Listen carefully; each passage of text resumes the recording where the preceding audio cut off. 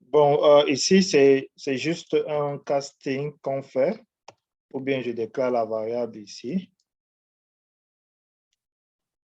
C'est ça que je passe à ce niveau-là.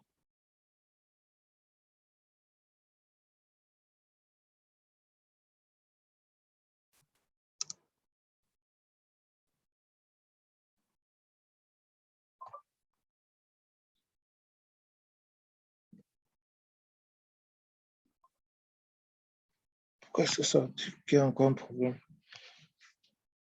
Oh, ça prend quoi en paramètre? OK. L'adresse. Oh, juste,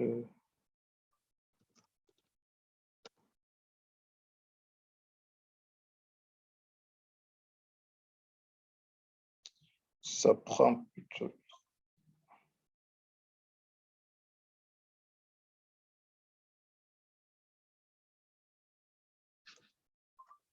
Mhm.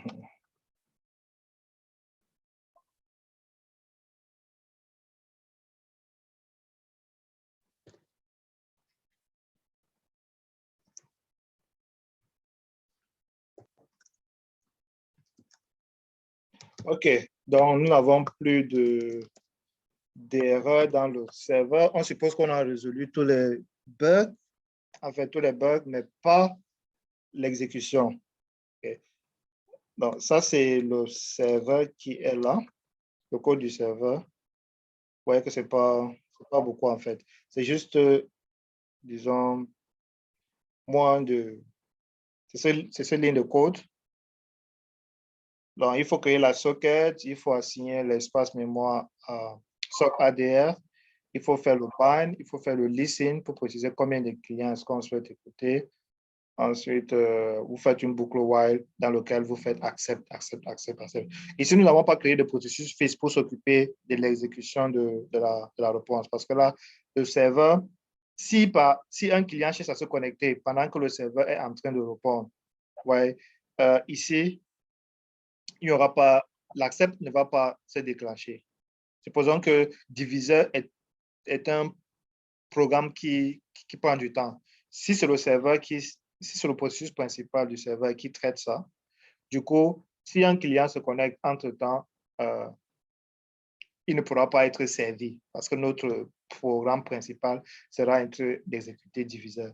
Ce qu'on fait, dès que accept est passé, il y a un fork qui s'exécute pour le reste des instructions, tandis que le processus principal se remet. Donc, nous allons d'abord traiter le cas où c'est un seul processus, comme ça. Et ensuite, nous allons ajouter un fork juste après l'instruction accept. Donc, ça, c'est pour le serveur. Nous allons voir pour le client. Pour le client, les instructions sont pratiquement similaires. OK.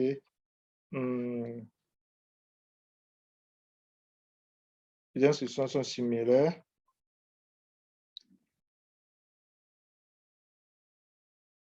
On n'a pas besoin d'un open. On va pas ouvrir. On a besoin de write. Mais on va write dans quoi? On va write dans un descripteur. Pas? On n'a pas besoin de ce tube. Pas besoin de ce tube, pas besoin de ce tube, pas besoin de ce tube, pas besoin du MK FIFO. On n'a pas besoin de... Par contre, on va lire la réponse envoyée par le serveur. OK. Et nous allons afficher. Pas besoin de fermer notre... On ne va pas fermer ça. Ensuite... Donc, bref, ça, c'est la boucle principale du client. Essayons de voir comment est-ce qu'on va obtenir le descripteur du lien en faisant les includes nécessaires. On doit faire un 6 de socket.h. On doit faire include 6 type.h et ensuite net/in.h.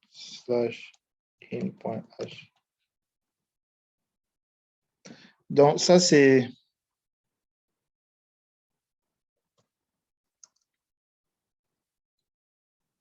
OK. Nous allons voir quelles sont les instructions à réaliser pour le cas du client. Je vais chercher mon PDF. Qu'est-ce que nous avons dit dans le PDF?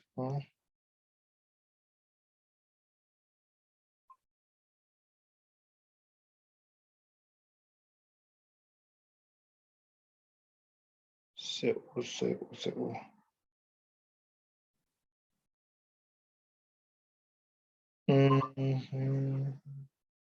L'instant, je cherche où se trouve.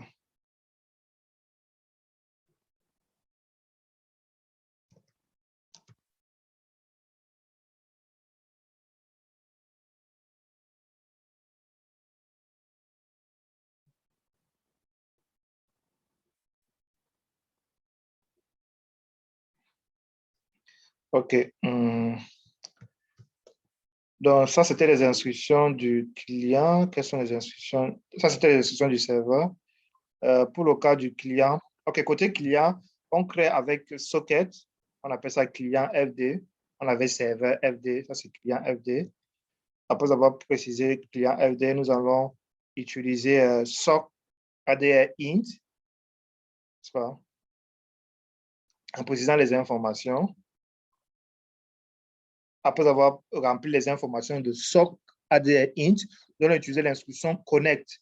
Regardez que dans le cas du serveur, on utilise l'instruction accept.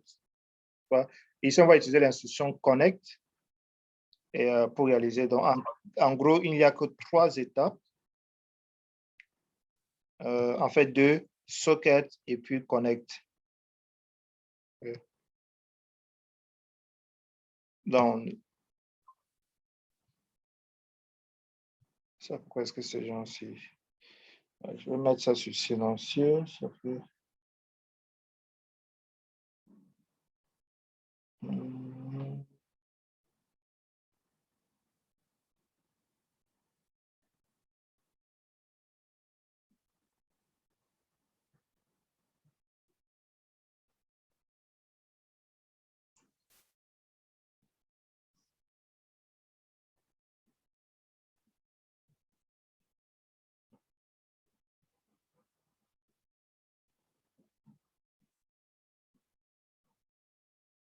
OK.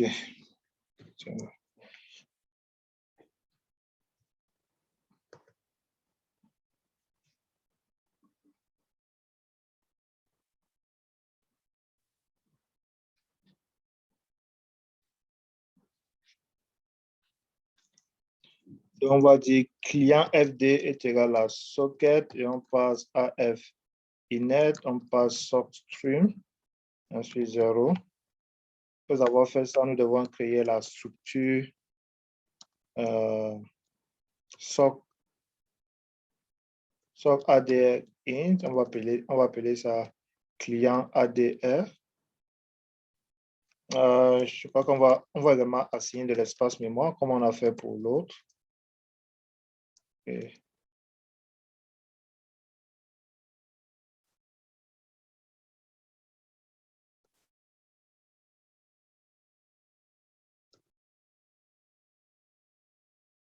Après avoir assigné de l'espace mémoire,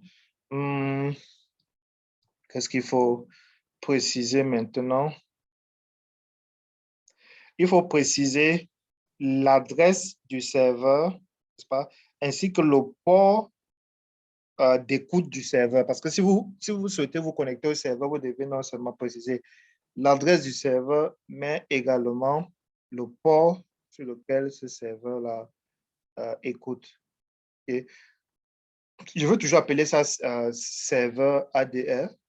C'est mieux pour appeler ça serveur ADR. Il suffit, il s'agit des informations du serveur. Donc, serveur ADR.SYN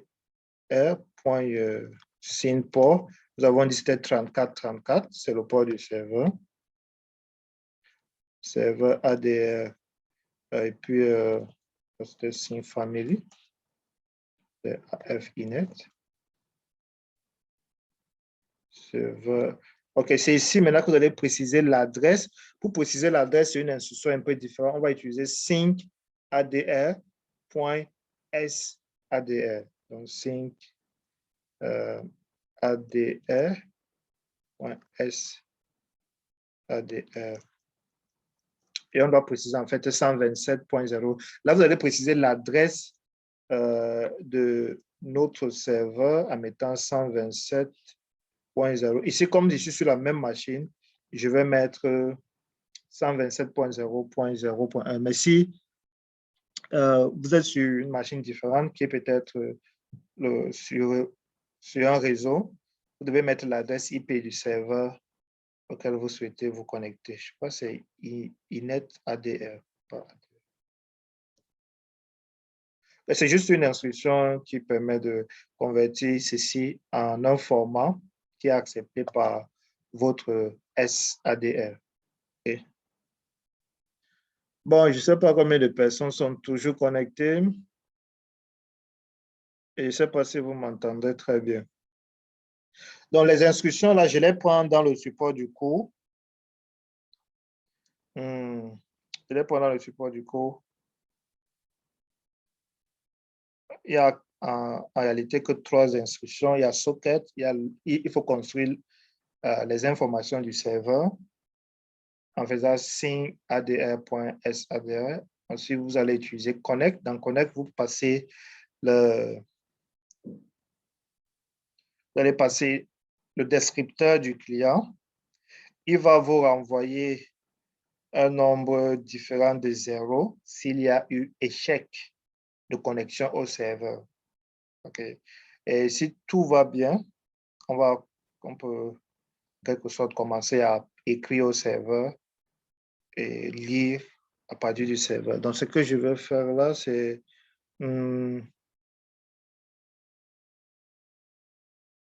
utiliser connect en faisant int c est égal à connect. Dans connect, vous allez passer le client FD, le descripteur du client. Un instant, je vais voir quels sont les paramètres de... Parce que au serveur, on utilise listen et accept. Chez le client, on utilise connect. On va passer la socket, on passe un pointeur qui contient les informations de notre serveur. Ensuite, on passe le address length. Les mêmes choses que nous avons fait dans le cas du serveur.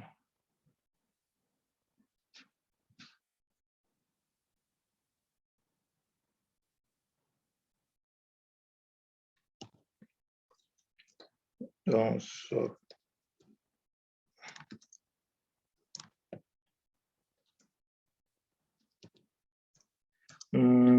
peux faire ici int est égal à size of struct of sock ADR. Mais je peux mettre simplement serveur de ADR puisque l'espace mémoire a déjà été alloué. Ici, il faut passer sur un espace. Et il vous renvoie différent de 0 s'il y a un problème. Donc, je vais dire if C est différent de 0.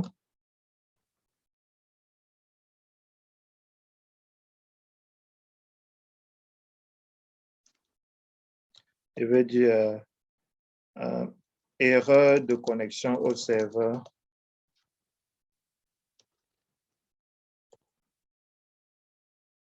Bon, on peut faire un exit parce que là, si tu ne te connectes pas, il faut juste relancer. OK, si la connexion passe, c'est là où on peut lui demander d'entrer un nom. Il va lire un nom, on construit la requête, on ajoute les informations de la requête dans notre variable Q. Nous allons write, cette fois-ci, on va write dans client FD. Après avoir on va relire dans client FD. Ouais, donc la lecture et l'écriture vont se faire sur cette socket-là. Nous allons compiler pour voir si on a fait une erreur. OK, première erreur. Bon, ce n'est pas des erreurs ici, c'est juste des warnings. Il dit implicit declaration. Donc, il faut qu'on cherche cherche où est-ce que init adresse est déclarée. Et nous allons résoudre ce problème-là. C'est un int étoile. Nous avons oublié. OK, exit pour en paramètre une valeur. On peut dire exit 0 ou bien exit 1. Donc, client.c. Il faut d'abord chercher à savoir où est-ce que cette fonction-ci est déclarée. Donc, je vais regarder la documentation. Je crois qu'on a importé toutes les informations. Est-ce que je vais voir ça sur...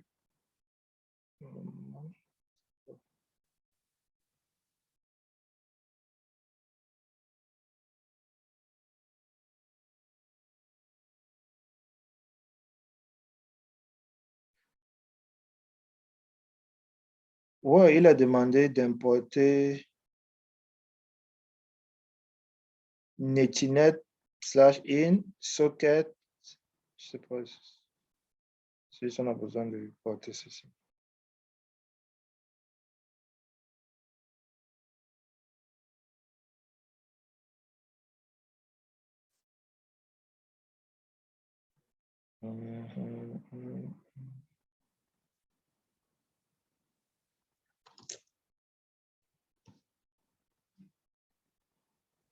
Netinet,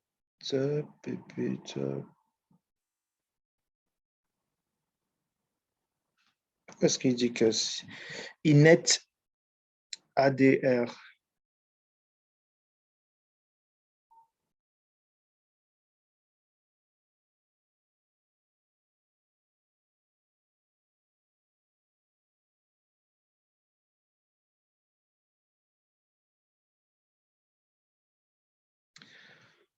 Bon, je ne sais pas quel est l'import qui manque, mais puisque la compilation a marché, ce n'est pas ça le problème.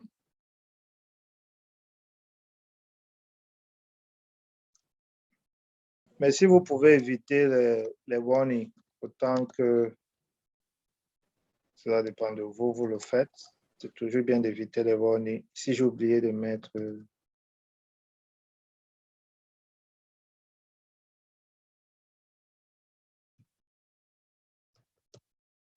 Bon, je vais chercher sur Internet où est-ce que ceci est défini, inet ADR. Qu'est-ce qu'il faut importer pour inet ADR?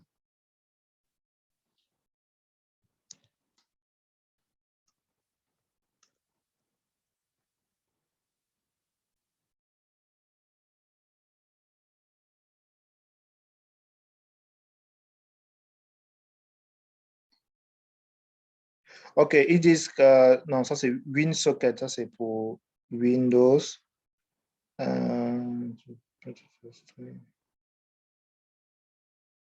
OK, arpa/inet.h. Quelqu'un peut utiliser arpa.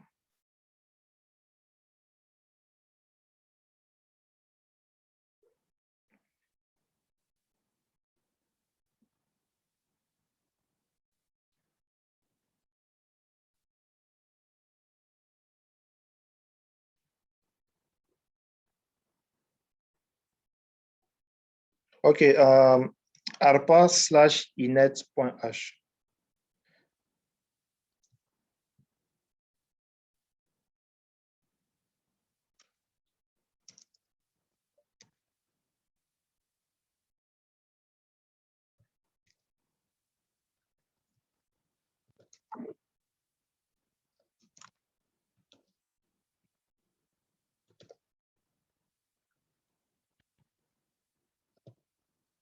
OK, là nous avons réussi à faire la compilation de notre code. Le code de réseau. Essayons de lancer le serveur. Là, on nous dit le serveur a démarré. Nous allons chez le client et nous allons essayer de lancer le client. Le client demande d'entrer un nombre 12. Et là, c'est le serveur qui a répondu. Et ce serveur, en fait, communique via l'utilisation des sockets. si on avait deux machines différentes, la communication allait marcher. Okay? C'est-à-dire que si vous réalisez sur deux machines différentes, ça va simplement marcher. OK, ici, on dit 4 est connecté. OK, sur le descripteur 4, supposons que je crée un autre client ici. Je vais dire client, je valide. Et ce client entre 45. OK, et je viens dans le serveur. 4 est connecté, non? OK, supposons que j'ai entre 12. Oh, il ne répond plus, hein? 5. Qu'est-ce que c'est? OK. Il y a sûrement un souci.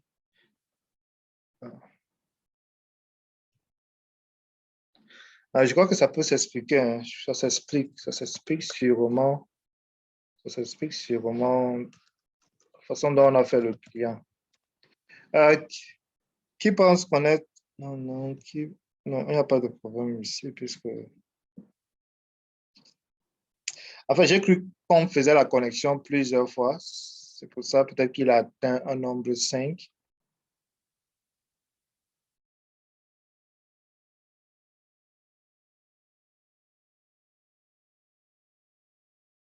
Ça devrait simplement marcher. Par contre, si vous mettez une autre adresse, disons, je mets une adresse qui n'existe, qui est inaccessible, 192, 168, par exemple, .12, .150.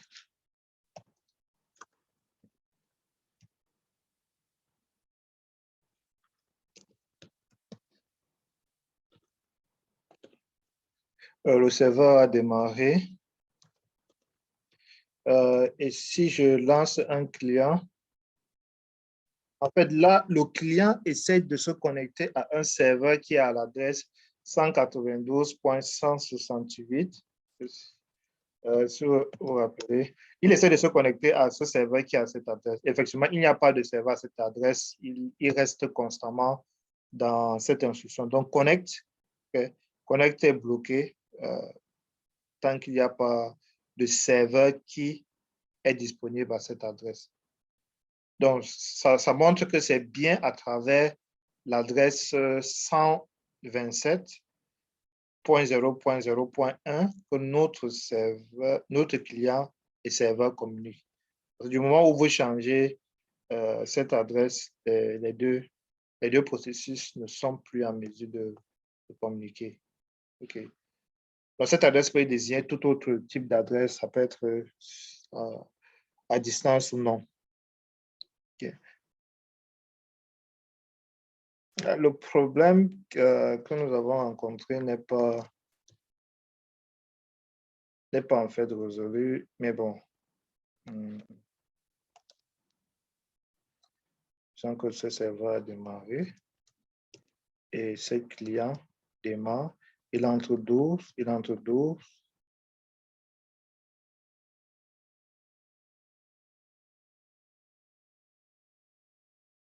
Il entre 12, entre 12. En fait, le serveur lui répond toujours, mais nous avons l'impression que le client, après un certain temps, il a envoyé 24. Et là, ok, je comprends le problème. Ouais, je comprends le problème. On peut le résoudre. On peut le résoudre.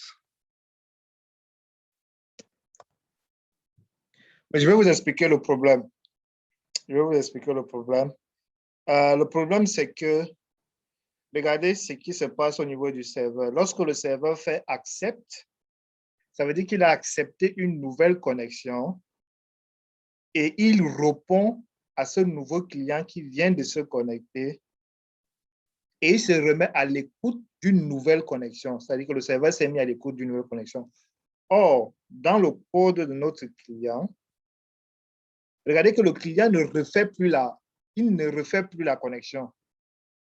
Ouais. Il ne refait plus la connexion. Et puisqu'il ne refait plus la connexion, or le serveur est en mode attente d'une nouvelle connexion. Comme le client ne refait plus une connexion pour une requête, du coup, tout ce qu'il va exécuter ici à l'intérieur de ce code ne sera vraiment plus exécuté par le serveur parce que le serveur, lui, s'est remis en attente d'écoute. Est-ce que vous voyez ça? C'est-à-dire que le serveur a fini de répondre et il s'est remis en écoute. Or, nous avons un client qui ne fait que continuer à écrire sur une socket que le serveur a déjà fermée. Donc, la façon très simple de résoudre ça, c'est de prendre ces deux lignes de code-là, n'est-ce pas? Et de les mettre à l'intérieur de notre while.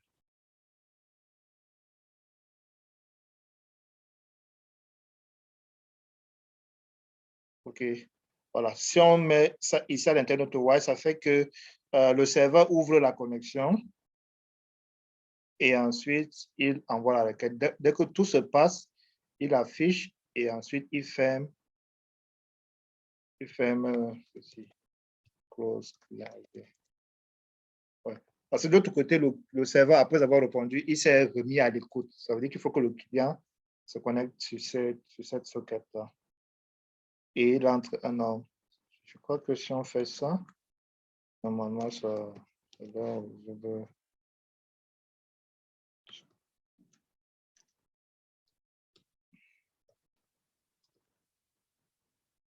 Le serveur démarre, le client demande un turn-up, il entre 12, et là, le bad file descriptor.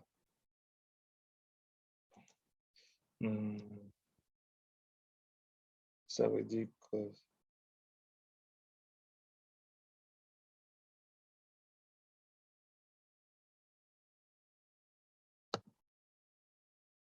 sûrement c'est à cause de cette instruction-ci. Oui, on ne doit pas fermer ça ici.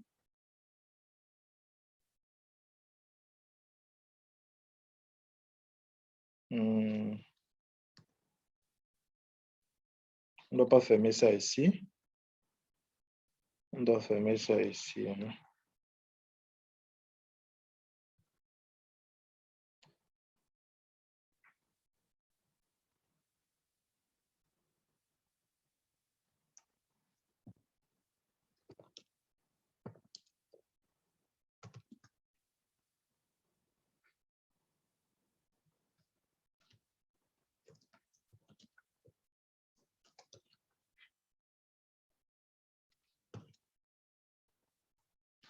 Voilà.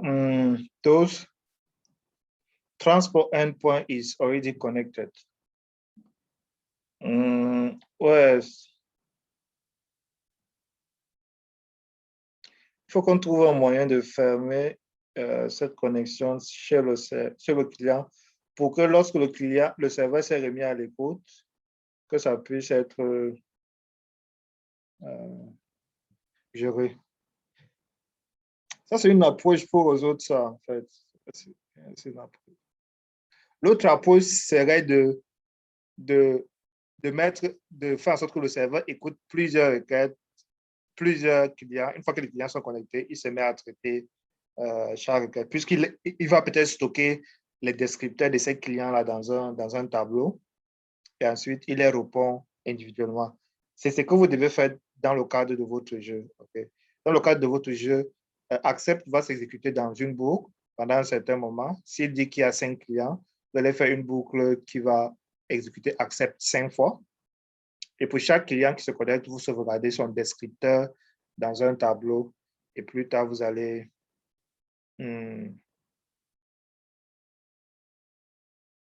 utiliser ce descripteur-là pour communiquer avec les différents clients. OK. Ça, c'est l'exemple. Ça, c'est pour le jeu que vous êtes censé réaliser par le réseau. Mais ici,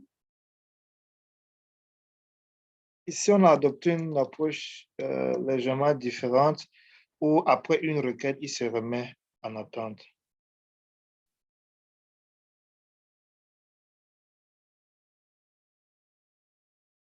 Et comme il se remet en attente,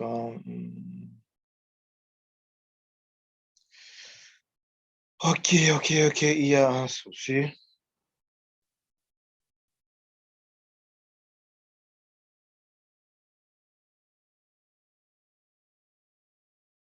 L'idée serait vraiment de fermer ça. Ok, je mets une pause là et puis on réseau. Bref, ce que je disais, c'est nous avons dû créer un processus fort. Nous avons créé des processus fixes chaque fois qu'une nouvelle requête était reçue par le serveur, de telle sorte que lorsque il y a un autre client qui se connecte, qu'on ait le processus principal en attente de connexion.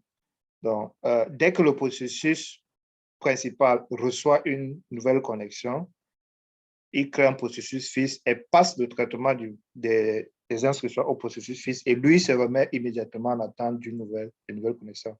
Ça permet donc à plusieurs clients de se connecter et d'envoyer des requêtes qui sont traitées par des processus fixes. OK. Hmm, c'est ce qu'il faut faire. Mais dans le cadre de votre... donc je vais partager ce code-là. La difficulté du code se situe à ce niveau. Okay? Donc, on a juste appris qu'il faut créer une socket, il faut assigner de l'espace mémoire, il faut définir les ports, il faut faire le bind, il faut faire le listen. Un listen, vous précisez le nombre de ports, le nombre de clients que vous souhaitez voir connecter. Et ensuite, vous allez faire accept, accept, tout simplement. Okay. Mais remarquez que dans le cadre de votre projet, votre projet, processus. Dans le cadre du projet que vous êtes censé remettre, la communication doit se faire entre deux clients qui sont, qui ont, qui ont, qui sont connectés préalablement. Ça veut dire que si on dit deux clients, vous allez faire accept, accept deux fois. Et après avoir fait accept, accept deux fois, vous n'allez plus faire d'accept.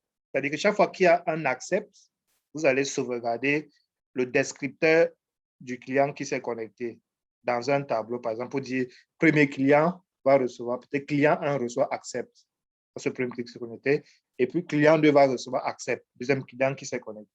Donc, une fois que vous avez les deux accept, les read et les write vont se faire dans ces descripteurs de fichiers-là. Okay? Puisque nous avons deux clients et ces deux clients s'envoient en quelque sorte, le premier client envoie un nom, le serveur va faire la soustraction et renvoyer l'état du jeu aux deux joueurs. Il faudrait que le client sache, connaisse le descripteur de ces deux joueurs afin de les envoyer euh, les, les informations. Et je crois que la fois dernière, nous avons fait un test ici. Donc ici,